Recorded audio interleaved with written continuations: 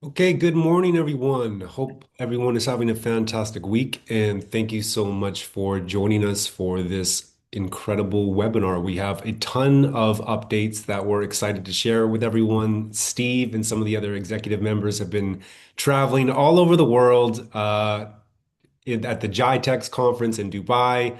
Steve got back last Friday, then had an interview with Kevin O'Leary from Shark Tank. So it's been a wild rush of new things to share with everyone. If you haven't been to one of these webinars before, we welcome you to leave any questions or comments you have in the chat, and we'll do our best to get to them throughout the session, and we'll definitely have a chance to get to them at the end of the session. So hope you stick around. Hope it's going to be really valuable. And Steve, I'd love to invite you to come share a little bit about Innovega with those who may not be familiar. Thank you, Joseph. Be pleased to do so. Welcome, everyone. Thank you for your time. Much appreciated. Um, I'll pull a presentation together here. I'll pull it up and I'll just go through a few slides for those of you who haven't attended the seminars before and need a quick update on the Innovega mission. Just get that going for us. Bear with me. Always takes a minute. Okay, you should see that now. So we started in Innovega recognizing a few things were happening. One was that media was becoming bigger, brighter, richer, and more intelligent. Everyone suddenly had a 65-inch TV in their home and looking for ever larger laptop screens, phone screens. We also knew that as humans, our vision component, our watching displays, was responsible for 80% of our perception, 80% of our experiences. So you put them together, that we've got this preponderance of amazing media served to us. And as humans, we're looking to absorb it through our vision senses. And as humans, we're very mobile. So what you're left with is a smartphone with a 6-inch screen that is really under playing the capability and functionality and quality of media. And so we recognize that the phone half the time is in your pocket or the smartwatch was not going to be sufficient to full value the quality of media that was around the corner, moving from 2D to 3D and HD to 4K. And so we judged that smart glasses, where you can create a big virtual, exciting, functional experience, smart glasses would be inevitable. And we wanted to be part of that space. And in part because it's a very difficult thing to do to get extensive visual display experiences from a conventional pair of glasses, digital glasses, smart glasses. So that became the deep tech, difficult challenge that teams like ourselves just embrace. And the other thing that we recognized was that to get such big media in regular glasses would require new lenses. It wasn't an issue of more computing power, and the tiny displays that you would have to use, they were available, but the lenses, the optics, that was the magic, and you had to sort of break some rules of physics to get there. So Innovega developed unique lenses, and these lenses sit inside the glasses, but they also can sit inside a contact lens. And soft, modern, disposable contact lens can have a special lens component that work with glasses and deliver exactly what I described.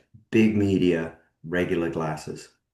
The other thing we did as a company was decide that we would not target the consumer market. And we've seen the Metas and Apples to some extent, or Snap, all wanting to rush to a consumer product. And we felt that it would be wiser to pick a vertical niche or two that was really deep and unserved, and to take our product into that niche to prove it out and really in anticipation of big consumer markets in the future. So we did defense work. We did about $5 million of work with the US Army Special Ops, and we delivered our smart glasses to them.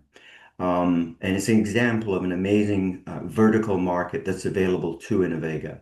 We didn't want to be a defense contractor, solely a defense contractor. So we actually pivoted from that with a handshake with our defense partners and told them we would circle back certainly, but went looking for that second vertical.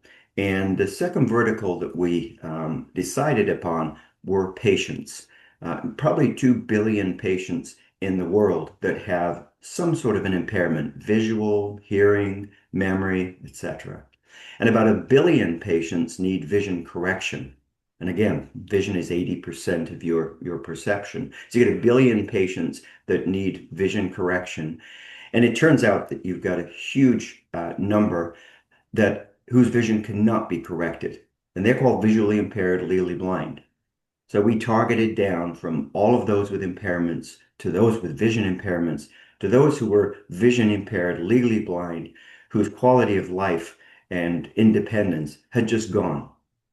And on this first slide, and I'll move on, I promise, very quickly, we've also indicated that, and this was a presentation that I provided, I presented last week in Dubai, that 15 million in the Middle East are visually impaired and legally blind. It's about the same number in North America that are visually impaired, legally blind. So we were in Dubai because of our recognition that it's that the Middle East is as large a market as North America. We were unaware of that. So on to the problem. Maybe it's obvious, but those with vision impairment, legal blindness, don't have a lot of solutions. If you look at the upper right-hand corner, um, it's almost medieval. Of course, 90% will use a white cane. Some will have a guide dog, use magnifying glasses or some sort of a desktop contraption to magnify whatever they're reading. So it's very arcane. It's very old-fashioned, and this amazing community of almost 300 million people, they're not served with the benefits of modern technology. Glasses, digital glasses, display glasses are an amazing way to serve modern technology to the head, with the eyes, with the hearing, etc. So we also identified that in North America, about 5% of individuals have severe vision impairment. They are visually impaired. In the Middle East, that rises to 8%. So almost 50% from a standpoint of incidence of vision impairment, it's almost 50% higher in the Middle East, a consequence of constant sand in the air, sun, and then various diseases such as diabetes, which has really taken hold. So it's a major problem globally, in every country in the world. It's a huge problem in North America, roughly 15 million patients, and it's an equally huge problem in the Middle East, hence us making our trip. Now, down below in the lower right, I've shown a couple of devices that have been taken to market more recently, and essentially they're goggles or VR headsets. And these people don't look happy. The lady looks happy who's not wearing the VR headset, but those who are asked to wear a couple of pound device um, to read a menu in a restaurant are not happy. So the solutions are not available for this community, and we were going to do the right thing. We were going to embrace the community and deliver a solution that would please them to no end, which we've done. On this slide here, I won't belabor it, but there's two generations of product. One is think of a standalone pair of glasses, and I talked about the lenses being the difficult part. The magic lenses, if you will, are inside the glasses off to the left on generation one. And this handles those with moderate vision impairment or very light legally blind. On the right-hand side, we have what we call generation two, and we actually move the lenses from the glasses to a contact lens. That enables the glasses to get even more powerful and lighter, and etc. So we're going to market as soon as possible, and that's the purpose of this crowdfunding with a Generation 1 smart glasses solution, and also running in parallel programs that enable us to then introduce the second generation, so we can cover the entire range of vision impairment and capture that 295 million person market. Here's a quick video I should be able to play, and it just shows that a person wearing our glasses, they typically are not looking at the world through their existing vision system, which is a blur and hence visually impaired. We enable them to look at their world through a digital vision system, a combination of camera and displays and algorithms. And because it's a digital system, we're able to tailor it to their particular needs. So what you'll see in this video is just this combination of cameras on the glasses, displays which are fed to the wearer, and I'll play it rather than talk. Oh, it looks like I don't have this here, but I don't want to lose time. So what I'm going to do is um, I can come back to it later in the presentation. Let's see if this works. So what we've been doing is testing patients. We've been bringing them into our facility in San Diego, and we've been testing patients across an entire range of diseases. And the most prevalent disease in the United States is known as AMD, age-related macular degeneration. 200 million people in the world suffer from AMD, and the second person from the left and the fourth person from the left, they both have AMD. These individuals, again, they cover the entire range of patients with visual impairment or legal blindness. 3 here are legally blind.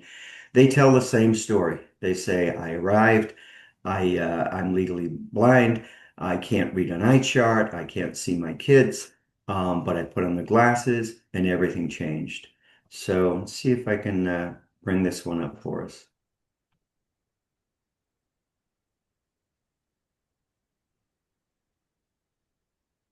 The way I see the world compared to people with 20/20 vision, it's a lot different. And to be able to change that, so I can see what other people see. There's nothing better than that.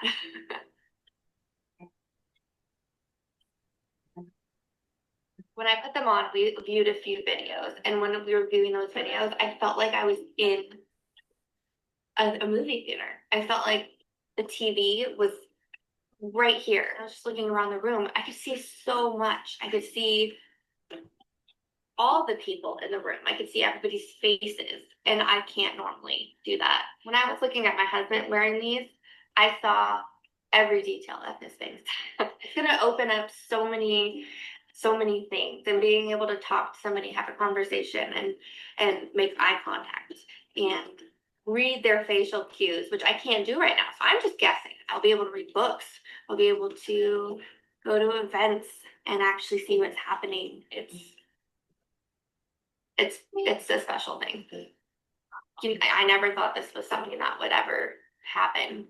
Never thought there would ever be something out there that could help me see so well.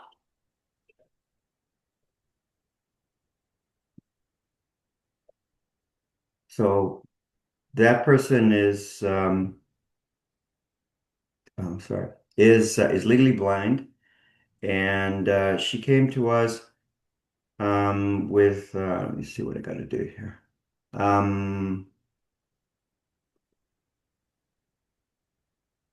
She came to us with a strong desire to see her 9-month-old son.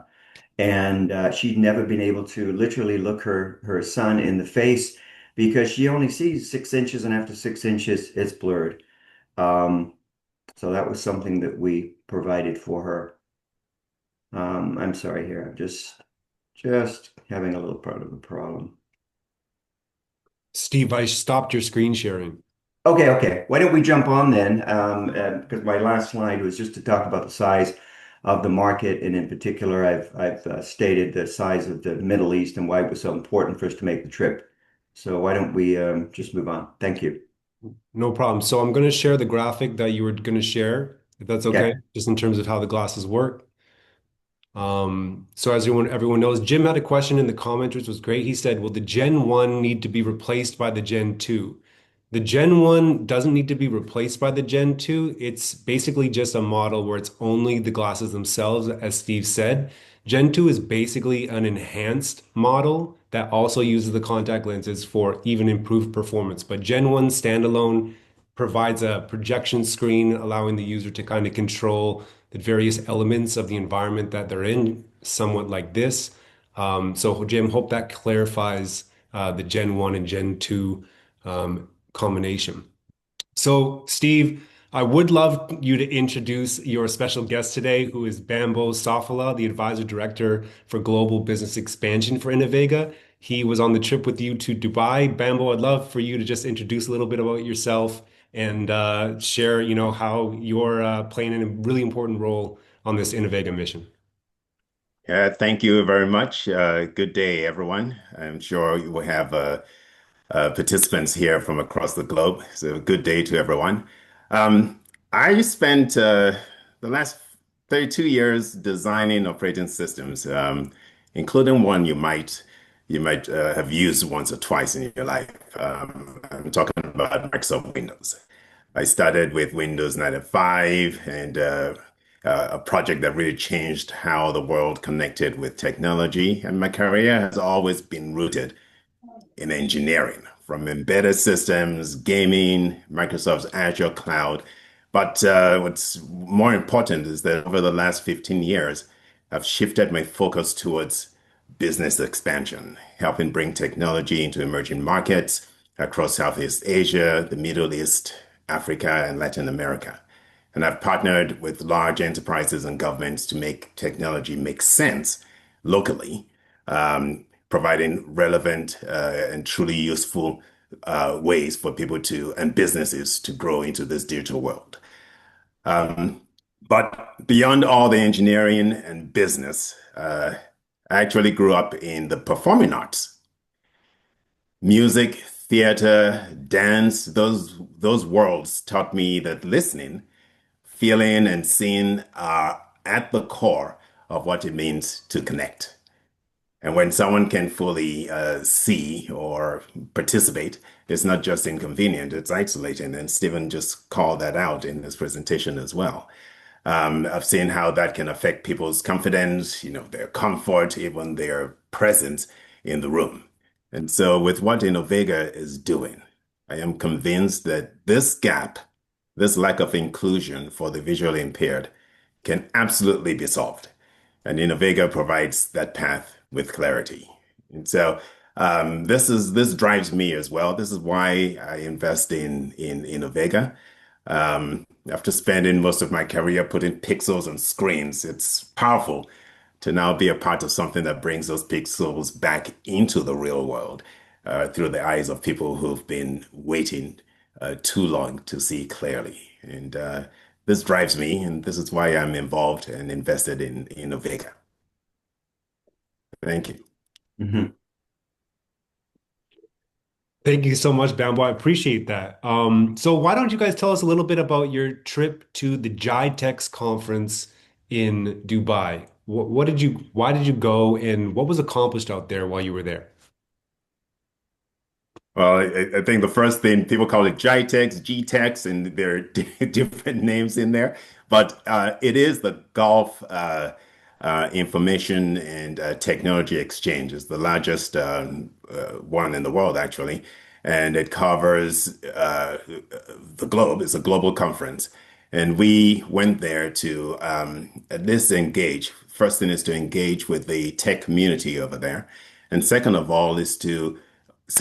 third is to present ourselves, present Innovega, get some feedback from other engineers and other tech companies who are doing deep tech work and having them understand a little bit more of what we are doing. And then on top of that, I think, Stephen, you back me up on this as well. We're also reaching out to dive into that region and understand where there's also some investment opportunities where we can get some people to invest in the company. Stephen, do you want to add a little bit to that too? Yeah, and is exactly well stated on your side. The other thing I was curious about personally was that we had some data telling us that the incidence of visual impairment was 50% higher than North America, which led us to believe that that's a venue for us. We have to be there. We have to offer our magic for that community. But what if they don't know that? What if they don't care? And so, meeting with government officials, we met with four in total: Dubai, Abu Dhabi, Jordan, and Saudi. And we met the health departments and they're amazing. They're moving so fast and they're so sophisticated. But the digital health departments of each of those regions, and I asked a simple question. I've said, the statistics tell us there's a big problem. It's growing, it's almost epidemic level. Sand, sun, diabetes, etc. Are you aware of that? And they almost jumped across the table. They said, we're very aware of that, and we don't have solutions. What do you have? So I needed to hear that. I think our team needed to hear that because we're on a path to do the usual, which is, you launch in North America, no language issues, no culture issues, well-defined distribution. And all of a sudden, we're 8,000 miles away in Dubai, thinking maybe we've got to launch in Dubai also. Dubai is very much a gateway to 250 million people in the Middle East and 2 billion people, arguably, on that side of the world. The other thing that got us there, and this will be fun, maybe funny, but Kevin O'Leary interviewed the CEO of Atom Beam, I believe, about 2 months ago, and out of nowhere he said, "Are you in Dubai?" And it was like, you have to be in Dubai. Everything's happening in Dubai. It's moving at 1,000 miles an hour. If you're an entrepreneur, you better know what's happening in Dubai. And I had that at the back of my mind. And so when this GITEX event came up, the world's largest event, IT event, 200,000 attendees. Our team sort of met and said, well, now we got at least two reasons to go, and we've probably got five reasons to go. So let's jump on a plane, and off we went. So there's my contribution, Bembo. Yeah, what was great about it too is just how it was well received. Even some of the questions that were being asked of us, and what have you done, and how is yours different? And we Exactly. explain what we're doing, and we talk about how you take normal types of glasses and you put it on. They could be fashionable, it could be whatever you want them to be, but it helps you not just do what the consumer wants to do, which is just get some AI information, get some little bits of information regarding what's happening around them, but it actually allows you to see, which I think is a very important aspect of the entire thing that we're involved in. And when that landed with the people we talked to, you could see their reaction, eyes open wide, and they say it's just a normal pair of glasses. It's not an invasive solution where you have to do something medical with the eyes. Say no, you take the glasses and you put it on, and you see. You can imagine how impactful that was. It was very good to see the reaction and the strong interest from a lot of people in regards to what we were presenting to them. And Stephen, you also presented at the Tech Tuesday event. You want to Yeah. talk about that briefly? Well, it speaks a little bit to Dubai. Every Tuesday there's a meetup, and your traditional meetup in Seattle, for example, maybe 20 people arrive and do their thing, and it's always invigorating. But it's not a cast of thousands. So this particular event in Dubai, they had 460 attendees, and talk about engaged. So it was amazing. We had investors, we had other entrepreneurs, and well received, as Bambo said. There's usually an element of disbelief. It's like, well, how do you do that? And if you can do it, then why can't Google? Where have they been? But once you get over that, the level of interest and engagement is very high. So actually the individual who organizes that event has come back to us, and he runs a podcast. He has something like 750,000 followers, and he's asked us to do a podcast in the next week or two. So hopefully we'll have some other material for you. But great follow-up from Dubai. Level of interest that's is just outstanding. Stephen Bambo, you were telling me about Dubai XR Labs, because obviously you would think they're pretty advanced in many things over there. Are they doing work in the Middle East themselves on technologies like this? And where does Innovega stack up, when having those conversations with high-level people? Help us understand a little bit more about where we are versus where they are and how there's potentially some collaboration opportunities. Yeah, I can mention that we did meet the head of the XR Labs, and for those who aren't familiar with that term, XR is like anything that's VR or AR or MR, all the funny acronyms we've used over the years. They package it all up. It was Qualcomm that said, let's just call the darn thing XR, and it's these things you wear in your head, and go from there. So we met the head of XR Labs, and she's been primarily testing VR headsets because that's kind of the state of the art. You either get a pair of typically a Meta glasses, for example, a Ray-Ban glass, either with no display or a tiny display, or you get a VR headset with a very big display, and then maybe you can do a few things. So when we describe, well, you can sort of do the things with our glasses and with patients, isn't that incredibly meaningful? And you don't have to wear a half a shoebox on your head. You can imagine the reaction that we received. And we've had two conversations with that person since. They would like us to be part of their incubator. They would like to start testing our glasses, fully recognizing that the Middle East has got a severe problem, and they'd like to be part of solving it. And what you also suggested, Joseph, they inferred is that the fact that they have an AR lab and it's staffed and they're testing and they're hungry for innovation tells you a little bit about Dubai and their capabilities. They see themselves, as they described it to me, there's like the United States, the gold standard, if you will. There's China that's coming along very, very fast. And then there's the Middle East, led by Dubai. I mean, they're setting the bar very high, and they want absolute state of the art in everything they do. And of course, they're well funded to achieve that. The medical program in any of those regions that I described is no cost to the citizens. And those who are the government agencies, the kingdom, the families, they're saying there's no reason why our citizens don't get state-of-the-art support, irrespective of whether they have the income or not. So what a wonderful place for us to be. And we'll be reporting more as we move along. But I think Bambo, myself, and VJ, who's on our board, we all came away thinking we can't unsee this, as the expression goes. It's here. It's waiting for us. It needs what we have. So it's going to be part of our planning. Yeah, and when we'll start to see, or you will start to see more information about what Innovega is doing in social media and other forums as well, tech forums. But we'll continue to make a strong presence out there. Thank you guys. So last question from me before we open it up to everyone else is, speaking of state of the art support, Bambo, you have extensive experience, corporate experience in the Middle East region and other overseas regions. Help us understand the demographics. Steve says there's 15 million citizens that have moderate to severe visual impairments with no, great fitted solutions. How do you envision Innovega's global expansion fitting into those demographics and serving those people? Yeah, it is important in that everyone needs to be able to see clearly and enjoy everything, as I just talked about in regards to the arts. But more important, there are enough economies there where both the government or through insurances and so on are able to get these glasses or have this available to them so that their citizens or their individuals will be able to enjoy everything that is around them.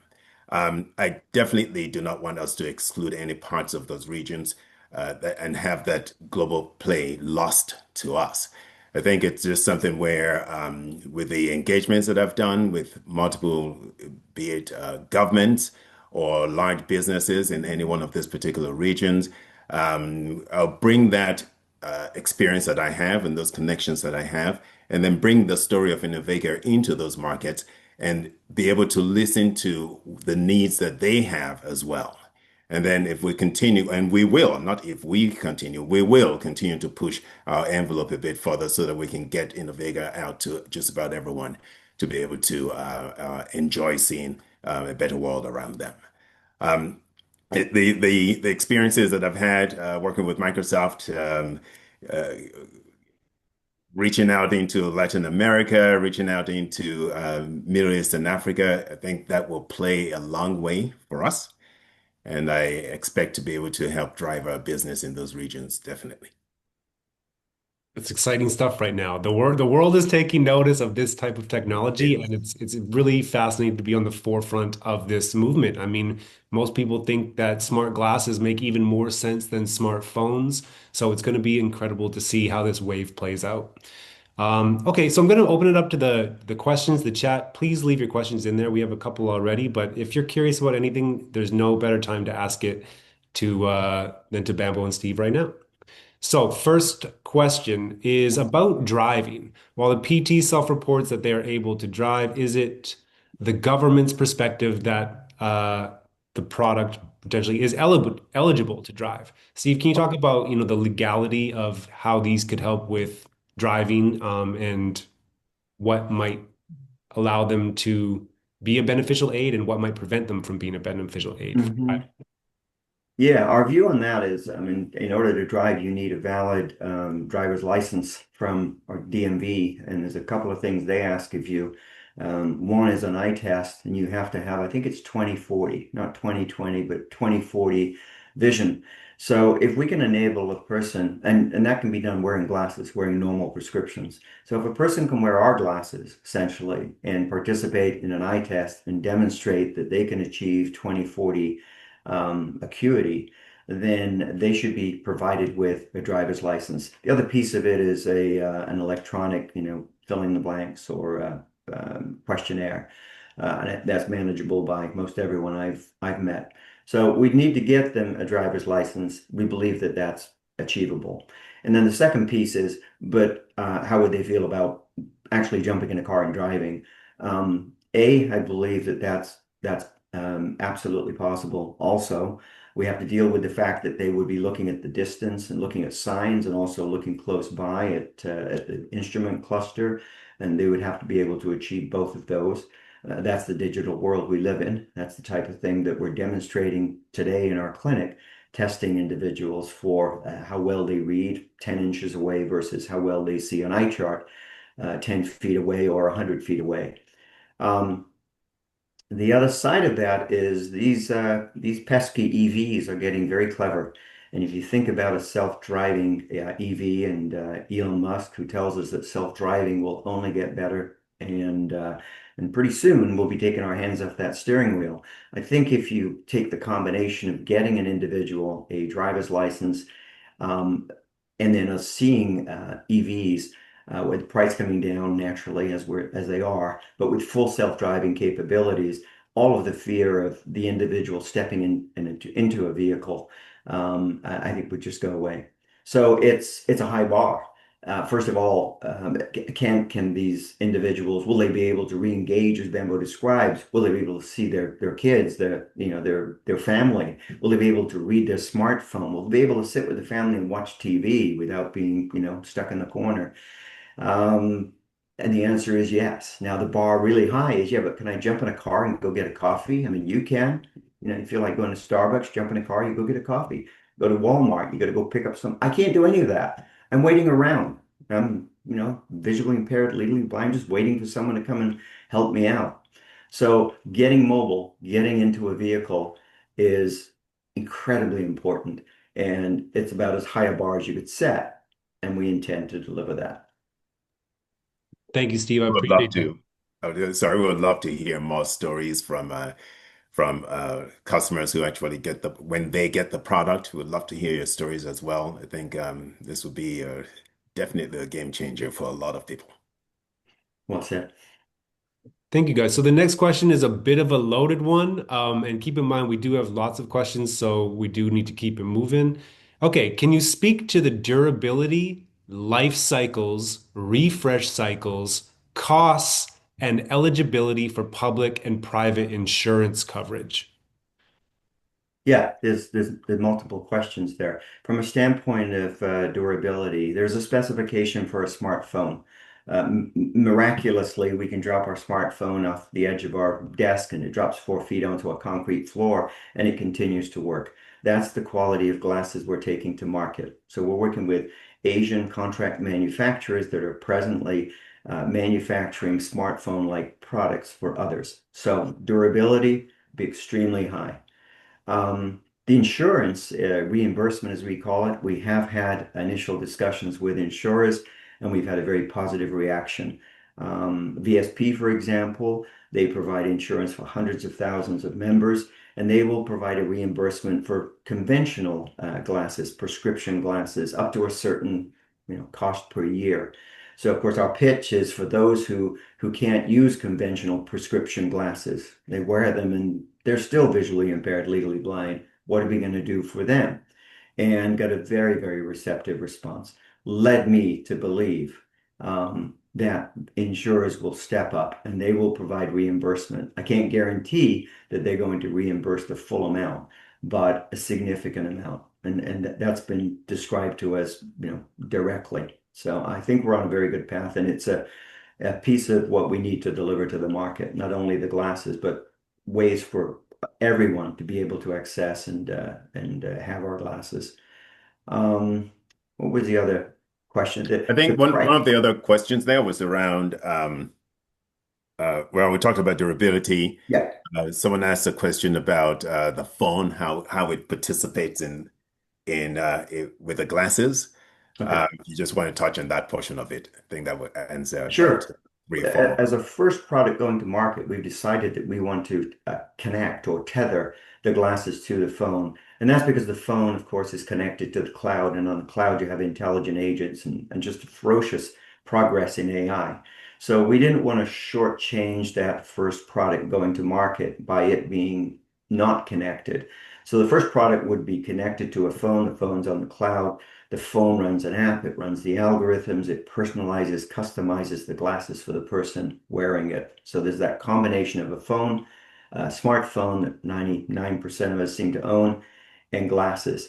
As we move to the next versions of our glasses, increasingly we'll take the phone components and we will place them inside the glasses. So the glasses will become completely standalone, yet fully connected to the cloud and agents and such. Wonderful. Bambo, was there something you wanted to add, or do you want me to move on to the next I question? know let's move on. He touched on the last piece I wanted to Okay. double click on. They Yeah. stole your thunder. No, I'm just kidding. Uh, okay, so next question is the animation we just showed seemed to show mid to distance vision improvement. Does the entire field of vision, i.e., near to far, improve with Gen 1, and is it different for Gen 2? It improves substantially with And two. all, and through an independent test from Ohio State University College of Optometry, which is the gold standard. If you have some innovation in the vision space, you take it to them and you ask them to select subjects and them to run the test and them to publish the results. They described that on average, the subjects achieved 20/20 vision for both reading and distance from a standpoint of measured visual acuity. And on average, they were 6 or 8 times worse than normal vision. But by wearing our glasses, they were they were able to achieve, thank you very much, Joseph, essentially normal vision, which is a staggering result, not something they expected at all. They thought Innovega was in the business of improving the vision of the visually impaired and legally blind, but we demonstrated that it's not a marginal improvement. It's essentially we're getting them back, as Bambo said so well. We're enabling that community to re-engage. I would just like to add that these specific statistics in terms of getting incredibly legally blind patients to 20/20 vision was Gen 2 was the model that was tested for these figures. That is Um, correct. but both, have been shown to improve distance near and middle near reading acuities. Okay, next question.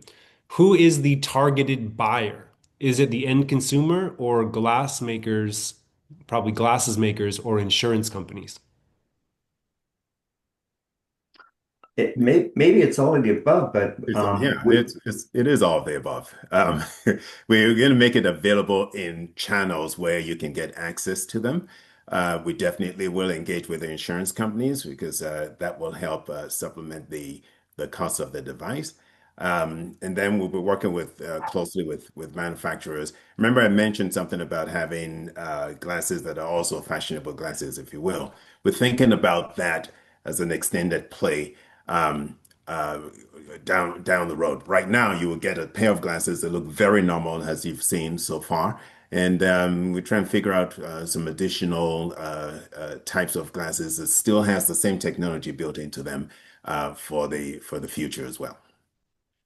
Thank you, Bambo. I would like to say I have added the campaign page link in the chat if anyone is interested in clicking that and learning more after the webinar.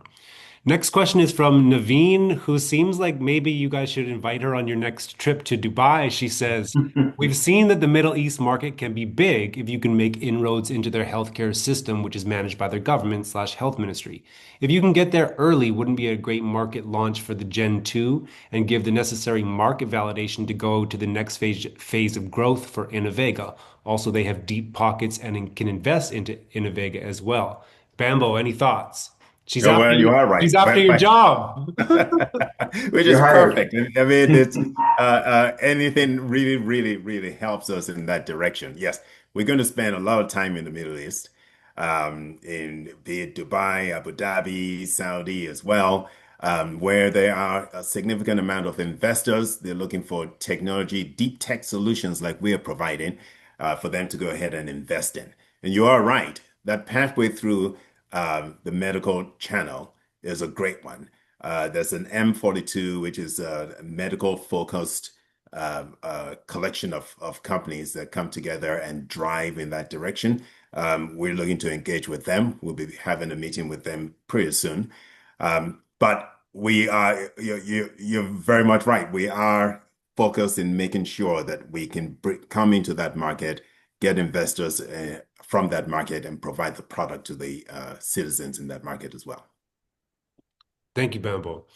Okay, next question. Great questions, everyone. Given Apple's emphasis on health-related adjacent products and their lack of cogent product development as it relates to the eyewear space, as well as a number of other things, presumably you have chatted with them about an exit. Steve. Yeah, we chat with everyone all the time, and we've got wonderful shareholders, and they need to be treated well.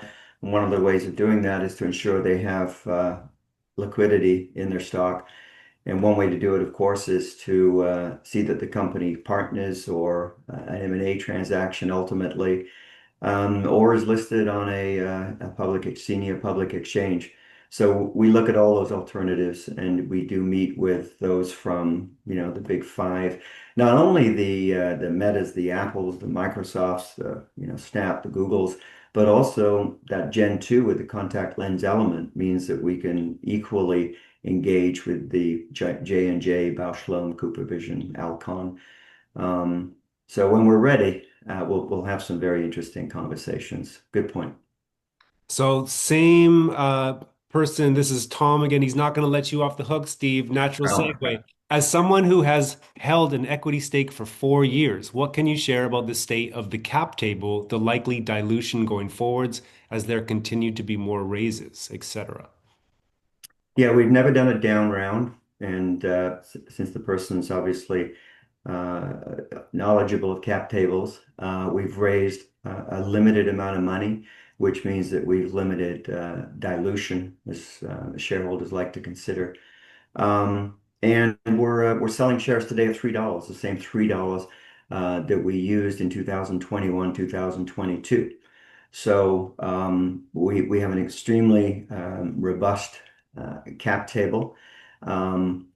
Type of cap table, for example, that you would take to NASDAQ or New York Stock Exchange, and very unlike the cap table of a traditional startup that usually has convertibles and complex instruments that all have to be reconciled. This is not our first rodeo. In fact, it's my sixth rodeo, and we've been very careful to minimize shareholder dilution and to ensure a cap table that's suitable for future transactions. Appreciate that, Steve. And Tom, hope that answers your questions. So that's the end of the questions in the chat. I would like to say that once again, the campaign page has been added and Steve and Bambo, I'd like each of your closing thoughts. Right now, we have an active fundraising campaign going. Why is it important to fuel this growth, fuel this movement right now? What difference does it make, and why is time literally money in this instance? Bambo, please. Yeah, for me, simply put, I think time is of essence. We've mentioned two products so far, but there's still a lot more that we can do and we have to do, right? Not just that we can do them. We have a lot more to do to bring solutions into this particular market. And so funding it appropriately will help us accelerate that process to bring it closer so that we can get the products out to you. And as I mentioned earlier on, as we have talked through the entire presentation so far, this is just an area where there's a gap that needs to be filled and solved with very compelling solutions. And I think being able to fund that appropriately so that we can move forward is a great thing. I encourage you to please lean in, tell your friends about this, leverage what we have right now with Start Engine and invest as well. And let's just work together to get this product into your hands sooner than later. Yeah, that's well said, Bambo. I could comment that we're a very interesting company. On the one hand, we're deep tech. Companies rarely of our stature, of our size, of our, based on the amount we've raised and a small team, are able to file 80 patents and have such a depth of trade secrets and such. So on the one hand, we're this incredibly advanced deep tech company, but that's not even the important element right now. The important element is that we have a year of super hard work that gets us to market with a product that's groundbreaking. And the only thing that stands between where we sit today and that amazing event is capital. It's like we've got a foot on the accelerator, we've got a clear road ahead of us, and we're filling up our gas tank. So if you join us for the journey, we get to the end point with high probability, just far higher than is typical for a company at our stage of development. And we've intentionally set it up that way. The Gen 2 remains a deep tech, absolutely unique, world-class product that is available to us and in many ways sets a benchmark for the valuation of the company. Gen 1 is just magic. It's something we take to market fast and efficiently, and all we need is capital. So as the story goes, tell your friends.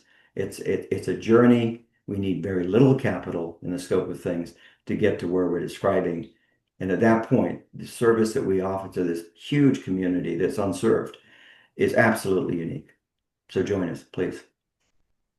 Thank you, Steve. And I will say the driver of that vehicle that Steve says needs some gas is Dr. Arthur Zhang. He was the lead architect for Apple Vision Pro and is now Innovega's Chief Technology Officer. So we have a vehicle and drivers that are trustworthy, experienced, have a track record of success, and what we're doing right now truly can be magical with your help and with the help of an amazing community. So thank you so much, everyone. Thank you, Joseph. We try to host Thanks. these Thank once you. every 3 or 4 weeks and reach out if you have any questions. Have a great weekend. Thanks All right. all. Take Thank care. you Bye. all. Bye-bye. Bye bye.